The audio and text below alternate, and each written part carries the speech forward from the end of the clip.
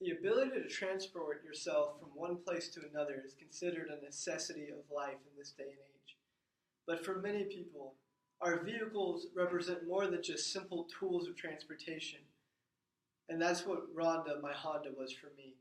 She was a symbol of a hope and a future and of adulthood. Today we are here to honor and remember the life of my Honda, who was taken tragically too early. You see, the beginning of our relationship was complicated. You see, most people have this crazy attachment to their very first car, but for me, Rhonda was not my first car, but my fifth.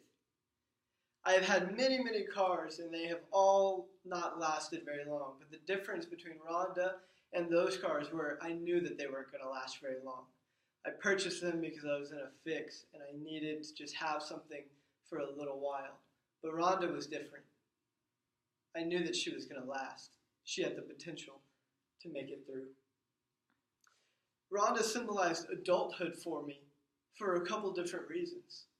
One, she was an upgrade for me. The car right before her was a 1990 Honda Accord. It was older than I was, and it was a great car, but it was about to run into the ground. Rhonda was a 2006 Honda Civic, and she had all the bells and whistles compared to the other one. She even had one whole seatbelt rather than two that came up like that. But not only that, she was a symbol of adulthood because she was the very first car that I bought with absolutely no parental help. Every other car I either had my mom help me, or my dad helped me, or my grandma helped me, but this one was all mine. I did it all by myself. But even further than that, she had the potential to last through so many different milestones in my life. In fact, she was the car that I used to take my girlfriend on our first date. And even though I left her running on accident for over an hour and a half while we were in the aquarium, she didn't leave me. She stayed there waiting faithfully for me to come and get her. And she was faithful to the end. You see, the fateful day that I lost Rhonda, it was clear, sunny, and bright that October morning. And anybody traveling eastbound down that road would not have been able to see that the light had turned red, and that is exactly what happened when that man ran the light. Rhonda's brakes were great, but they weren't great enough to stop her. And as he plowed through that light and ripped off the whole front of her car, still she tried to run. Still, she got me to school that morning. But it wasn't enough. You see, she represented a hope and a future for me.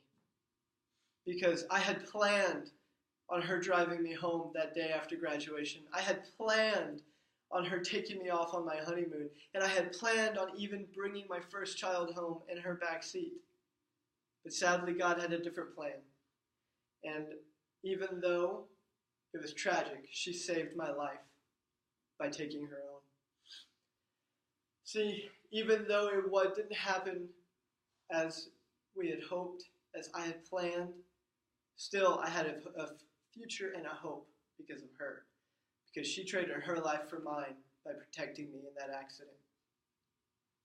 And so, just as the Grim Reaper, that is the Geico Gecko, came and took her away from me, still I will always remember. Today, Rhonda, we remember you for all that you were, all that you would have been, and all that you still are in here. Thank you, Rhonda.